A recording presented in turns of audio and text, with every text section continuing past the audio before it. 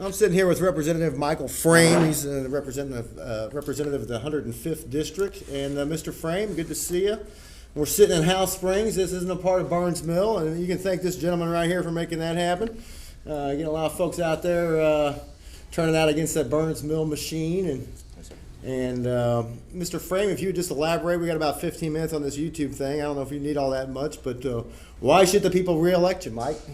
Well, we're meeting in an area right here that could have possibly been city of Burns Mill, and I've got great respect for the city, the folks who live in the city of Burns Mill. Unfortunately, our city leaders have been very aggressive in pursuing revenue for their city. They wanted to build a big city hall. They wanted to extend their city limits to take in this particular property we're in right now and implement their sales tax on everything that's sold down here, their property tax on all the land and all the buildings, their utility tax on the gas, the water, the electric, the telephones, and then a business license fee on, I guess, whatever was left over, to the tune of taking away $100,000 a year away from 11 struggling small businesses. Now, I've talked with Chris Greivner, who owns Metabella's here. He tells me that he could not have remained in business had that gone through. Sure. And all to build themselves a big city hall to sit in and feel important. During the worst economy we've seen in our lifetimes, they're willing to take this step. So I held a town hall meeting during the annexation process. Had about 200 people, members of our community, come to the town hall meeting. We discussed the annexation. It seemed like 100% of them were opposed to the annexation. Collected the signature, the names and telephone numbers of everyone who attended. I then spent the next several months, I would call through that list during the week, get about 25 volunteers on the weekends to come over here to Burns Mill, because the way Burns Mill had done it was they cherry-picked an area where there were no voters, only struggling small business owners. So there was no one to vote against the annexation. And what makes it really unfair was that the folks who would have to pay that tax, they didn't get to vote. The folks who were going to receive that tax, they get to vote. So we had no choice but to talk with the residents of Burns Mill on this issue. We identified 325 Burns Mill residents who told us they were going to vote no. We then started calling those folks about a week before the election. We called them every day, sometimes twice a day. We called them so much that they told us, if you call us one more time, we're not showing up. Yeah. We're voting against we're voting for the annexation. So of the 325 residents that we had contacted and were communicating with, 331 voted no on that issue. Well, that's good. It's all about getting people to turn out. Well, but you know what? We've gone through this several times now, Jeff. This wasn't their first time that they tried this, and these business owners that were in this area right now, as soon as we beat it, they said, okay, when's Burns Mill going to try it again? So I went back to the Missouri House of Representatives and drafted a bill.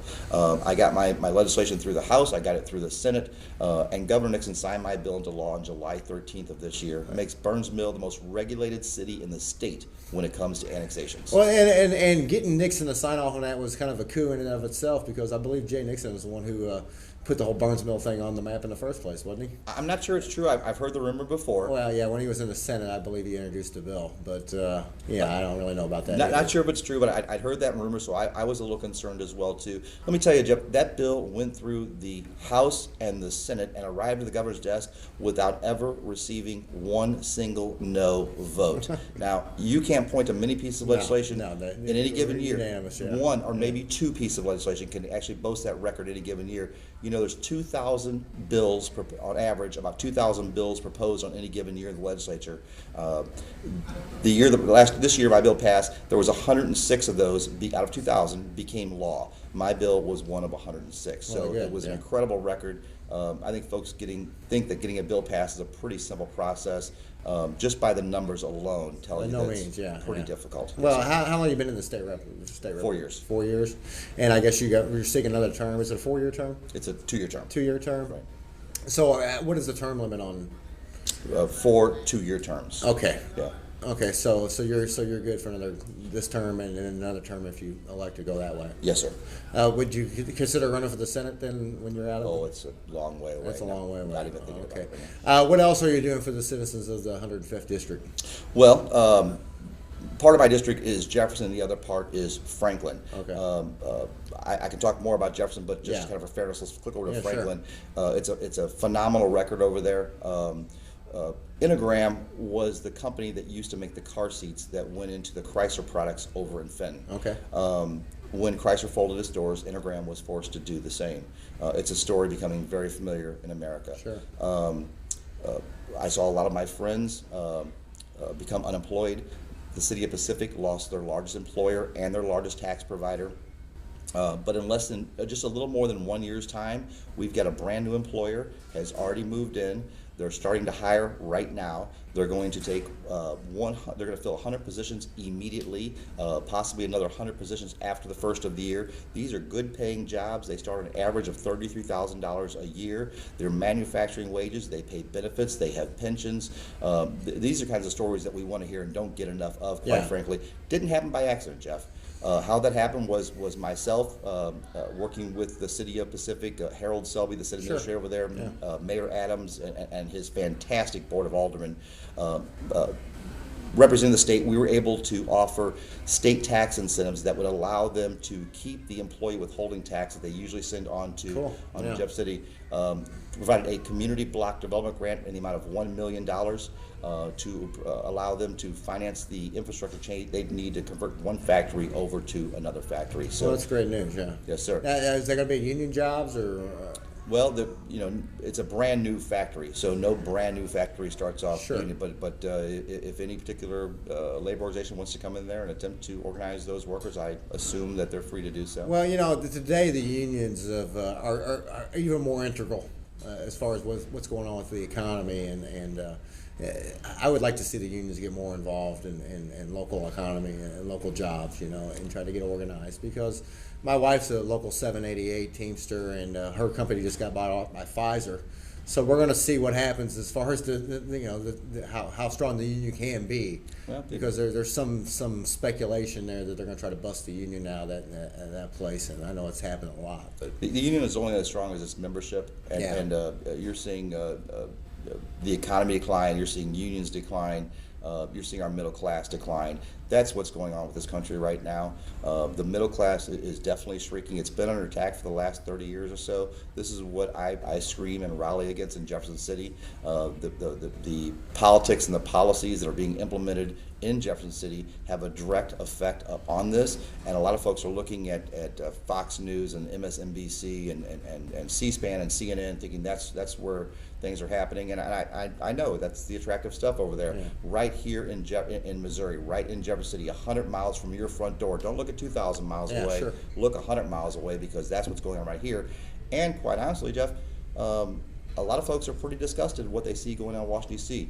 I think they would be equally disgusted if they looked over Jeff City to what's going on. What's happening there is actually the reverse of what you see in Washington, D.C. In Jeff City, you got the Republicans in charge. They're the ones dropping the bills 20 minutes before it's time to vote. They're the ones that have legislation this thick and don't read the bills at all and present legislation that they haven't read whatsoever. The same thing that disgusts you about Washington, D.C. is exactly what's happening about 100 miles from your front doorstep, and that's where the action is. And I would venture to say has much more of an impact on your life than in Washington, D.C. Well, all politics starts local, and on the ground. My big problem with America is the lawyers, and I know that I've seen your show. I know. But I've always kind of wondered, how is it not a conflict of interest to be a member of the legislative branch, making laws, and being also an officer of the court who makes a living off of the laws, kind of like having a doctor manufacture diseases. I've heard your argument, Jeff. It's a sound argument. I'm not an attorney, nor am I a judge. I think that matter needs to go in front of the courts. You sure make a very solid case. Yeah, because the whole problem with America, a lot of just us and very little justice, and you see that with the lawyers, and there again, Mr. Nixon is a member of the bar too, and an officer of the court, and there again, he's an executive. About 10 years ago, a guy named Kelly Parker was a state rep in Ironton area, and he actually got a judgeship created, and he filled that judgeship, and he took his $31,000 a year and made $198,000. So I guess you see that quite a bit in the legislative. Or I would be more than happy if we didn't have the number of lawyers in the legislature that we do today. And there's not that many of them, really, though. I think there's only 12 or 13 of them or something. The last figure I heard, I think, was over 20. Oh, okay. And maybe I'm wrong. Maybe it's declined by now. But the last figure I heard, it was the #1 profession, I think, in the legislature. and they sure make legislation a lot more difficult. Well, like in the Congress, and like in the U.S. Congress, I know like 2/3 of the people are lawyers. Now, Carnahan's running against Ed Martin. Carnahan's not a lawyer, is he? Not that I know of. Yeah, his I know. wife is a judge. Okay. That's why I assume has a law degree as well and passed the bar. But him himself, he is not a lawyer. But Ed Martin is a lawyer. Is that correct? I don't know. I think he is. Yeah, and I was all for Ed until I found out he was a lawyer. So I'm going to have to reevaluate my position as far as right. I don't think Carnahan needs to be in there either. But and it was 10 years ago today that his father and elder brother passed away. Is that right? Yeah, it was October 16th of 2000 when they fell out of the sky. Basically, I think right down the road here. Not too far away. Yeah. And he was going from St. St. Louis into down to the southeast Missouri to a fundraiser. But he had just left a fundraiser in the Central West End and flew out of Parks Airport. And the weather was bad that night, and a lot of people said he shouldn't have been flying. But Randy was the I think it's Randy. I think it's the oldest son. I think you're right. But he was the pilot, and they ran into a little trouble. And it turned out that there was some avionics or something wrong with the plane, and they ended up suing Cessna, and they settled out of court, I believe. But yeah, you know what? I would just pray that the people would wake up and realize what's really happening with this country. That we're losing our republic. We really are, and the attack is on the middle class. So this man, he's fighting for the working man and working class, and I've been a working guy my entire life. Been a union member for over 30 years. When I first ran for this office, my central focus in my campaign was to improve the state roads in my area. Now, to tell you the truth, I didn't know exactly how I was going to do that. Yeah. My dad was killed in a car accident, so sure. I have a special passion for highway safety. But in 4 years in office now, a little more than 4 years, I've brought home over $40 million of road construction projects. And so I guess the new M. Partly of mine. That started just before I came in, but still had to fight for those funds to remain right here. The roads that we drive, you drive the same kind of roads. Two-lane state roads with no guardrails, no shoulders, hairpin turns. You see white wooden crosses and flower trees all around. These are the roads that we were driving on when I took office. Something's terribly wrong when you're driving on roads named Blood Alley and Death Valley. Sure. So that was my strongest commitment. To our roadways. I think everyone, if you look around, and when I say our highways, our roadways, I'm talking about the state roads, usually the lettered roads. Yeah, the lettered roads that you're responsible for. Sometimes a number of roads. But $40 million in road construction. You can look around your neighborhood and whatever road you particularly live off on, it's the 105th District. You've probably seen some major improvements on that. The one exception, I guess, is Highway W over here, which is where I live off. I used to live off of Twin Rivers. And there you go. Yeah. And Highway W actually has been fully funded. It's a $5 million project. The work begins, I think, next year. It really gets in earnest, I think, the year after that. Okay. But we're going to look at 4-foot shoulders, the entire length of W from Highway 30 to Highway F. Yeah, that's great. Yeah, where they fit in. Yeah, sure. Because when you get over there by they call the narrows. Yeah, you're bluffs on one side, river on the other. We obviously can't put them there.